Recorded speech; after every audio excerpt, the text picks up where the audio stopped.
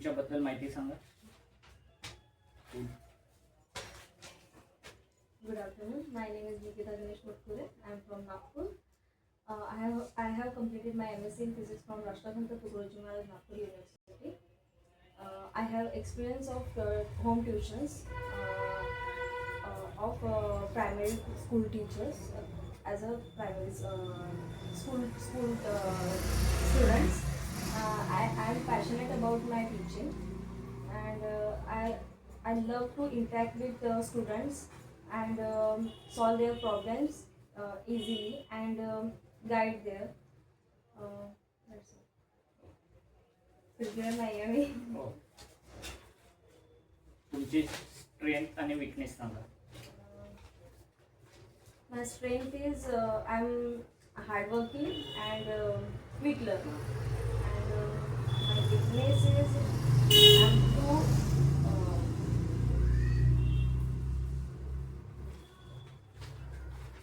हो. तुम्ही मास्टर आणि ग्रॅज्युएशन कोणत्या कॉलेजमधून झाले आहे? graduation माझं BMD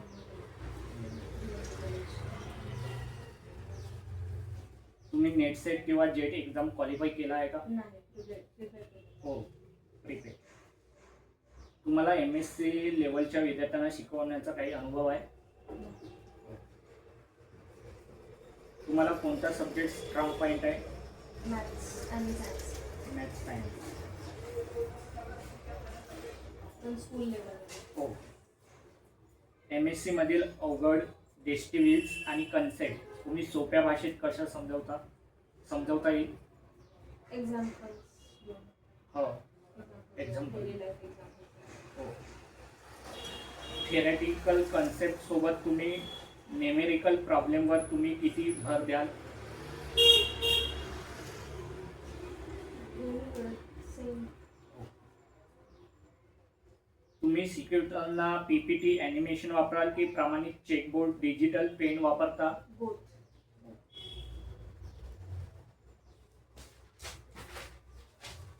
तुम्ही युनिव्हर्सिटीच्या सिलेबस पूर्णपणे कव्हर करू शकता का?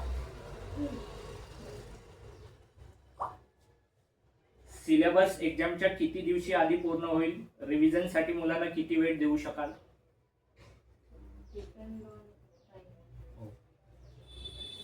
युनिव्हर्सिटी एक्झाम आणि एंट्रन्स एक्झामच्या तयारीमध्ये तुम्ही काही बदलाव कराल? म्हणजे तुमच्या हाती जर एक्झामची तयारीसाठी दिलं तर तुम्ही ते शिकवू शकाल? तुम्ही विद्यार्थ्यांकडून previous year question paper solve करून घेता? तुम्ही विद्यार्थ्यांना स्वतः तयार केलेले नोट्स देऊ शकाल? विद्यार्थ्यांची प्रगती चेक करण्यासाठी तुम्ही टेस्ट किती दिवसांनी घ्याल?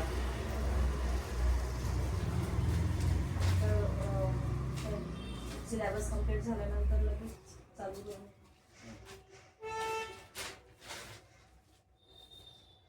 टेस्ट नंतर विद्यार्थ्यांच्या चुका सुधारण्यासाठी फीडबॅक कसा द्या? सांगायची की काय चुकलं काय नाही आणि त्याच्यावरती जास्त फोकस करावं. तुम्हाला कोणता टाइम सोयीस्कर होईल जॉबसाठी? पूर्ण सिलेबस साठी तुम्हाला महिन्याला किती तास द्यावे लागतील?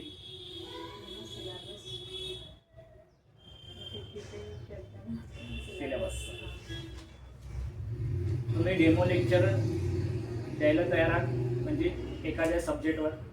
हो, ट्राय. हो हो, ट्राय करू शकतो. सायन्स. हो.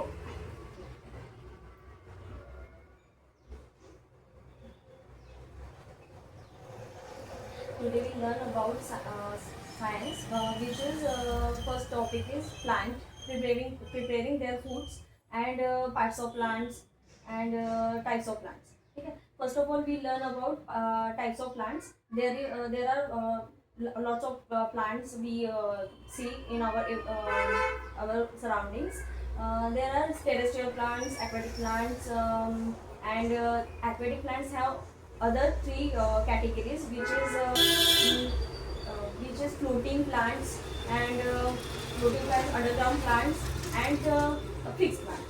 And their examples are Fixed plants are lotus plants and water lily and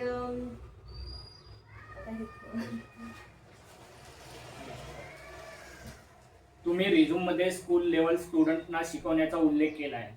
आम्हाला विद्यार्थ्यांना नॅशनल लेवल एंट्रन्स एक्झामसाठी तयार करायचे आहे. MSc लेवलच्या ॲडव्हान्स फिजिक्सचा अभ्यासक्रम इफेक्टली शिकू शकाल?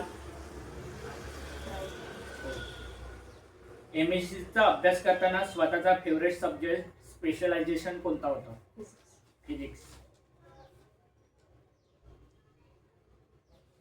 तुम्ही RTM मधून 2025 मध्ये MSc पूर्ण केले तरी स्वतःचा ISR, नेट, जेट किंवा सेट यासारख्या एक्झामची तयारी केली आहे का? परीक्षेचा अभ्यासक्रम तुम्हाला माहिती आहे का?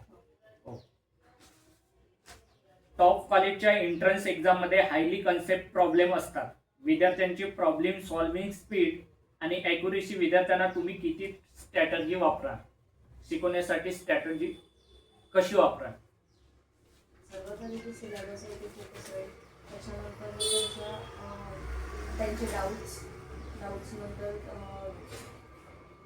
टेस्ट वगैरे.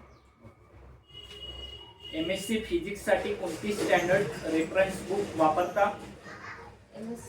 MSc फिजिक्ससाठी तुम्ही रेफरन्स बुक वापरली आहे? रेफरन्स बुक्स म्हणजे आमचे वेगवेगळे बुक्स होते. रिपीट होते आणि तास होते. तुम्ही विद्यार्थ्यांना नोट्स मधून शिकवणार की स्टँडर्ड बुक मधील न्यूमेरिकल सॉल्व्ह करून घेणार?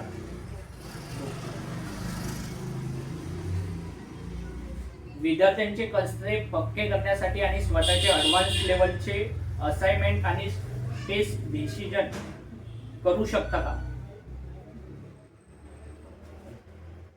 विद्यार्थ्यांना टॉप कॉलेजमध्ये पाठवण्यासाठी नियमित आणि सखोल मार्गदर्शनाची गरज असते. तुम्ही आमच्यासोबत किती महिने आणि किती तास कमिटमेंट देऊ शकता? एका दिवशी तुम्ही किती तास आम्हाला देऊ शकता? 6 पण देऊ शकतो. मोस्टली किती? मला सांगा, तुमचा विद्यार्थी आता कोणत्या इयरमध्ये, जसं की BSc किंवा MSc आहे आणि तुम्ही किती निर्धास्त एक्झाम टार्गेट करत आहात? जर तुम्ही तुमचा विद्यार्थी आता MSc आणि BSc ला आहे तर तुम्ही त्यांना काय सांगाल? पुढे जाऊन काय करेल तो? BSc MSc ला लेक्चरशिप, PhD आणि जर फिजिक्ससाठी तर मग तेच आहे, लेक्चरशिप आणि PhD आणि रिसर्चमध्ये. केमिस्ट्रीमध्ये वगैरे जर BSc करत असेल तर त्यांच्याकडे आणखी हे आहे, केमिस्ट्रीसाठी लॅब वगैरेसाठी अप्लाय करा. गव्हर्नमेंटच्या पण व्हॅकन्सीज मिळतात. गव्हर्नमेंटच्या कोणत्या व्हॅकन्सीजला तुम्ही सांगा? KVS वगैरे, जर स्कूल टीचर बनायचं तर KVS, नॉर्थे वगैरे व्हॅकन्सीज मिळतात. हो. तुम्हाला कॉलेजमध्ये काम करायला आवडेल की लेक्चरशिप करायला आवडेल? दोन्ही.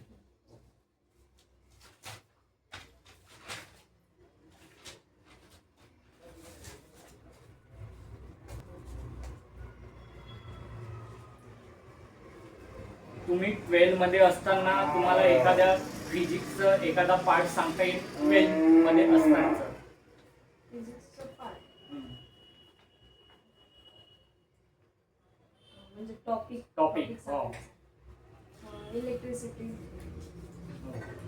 इलेक्ट्रिसिटी मध्ये काय सांगाल? इलेक्ट्रॉन्स कसे जनरेट होत आहे आणि इलेक्ट्रिसिटी कशी तयार होते, how electron flow in conductor.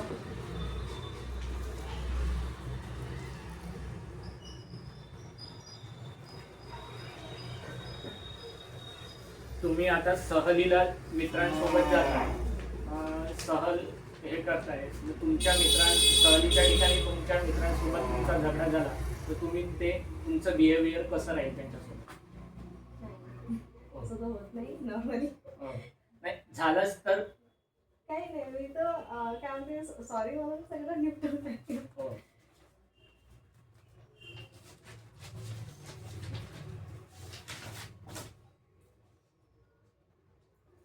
तुम्ही या क्षेत्रात करिअर करण्याचे का ठरवले आहे?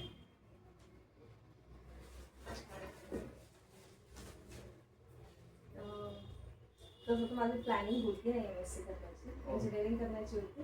पण MSc केलं. त्याच्यानंतर मी कॅम्ब्रिज ट्युशन क्लासेस घ्यायला सुरुवात केली. तर आता तिथे म्हणजे त्यांच्यासोबत इंटरॅक्ट करायला म्हणजे चांगलं वाटतं म्हणून.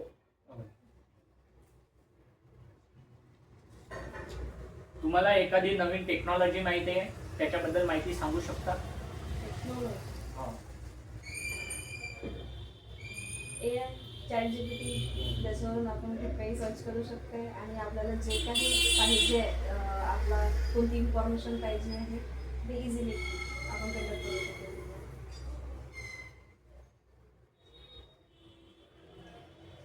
तुम्ही टीम मध्ये काम करताना कोणत्या कौशल्याचा वापर करा?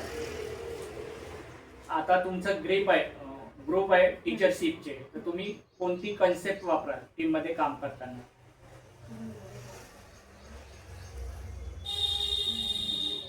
म्हणजे वेगवेगळ्या सब्जेक्टचे आता टीचर आहेत, तर तुम्ही तुमच्या सब्जेक्टचा अनुभव इतर टीचरना कसा द्याल? त्यांच्यासोबत इंटरॅक्ट करून म्हणजे त्यांचा ते कसं म्हणजे ते लेक्चर्स घेत आहे आणि माझं काय चालू आहे आणि मी कसं घेत आहे आणि काय मी आणखी त्यांच्याकडनं शिकण्याला घेऊ शकते. इंटरॅक्ट करून. हो, बाकीचे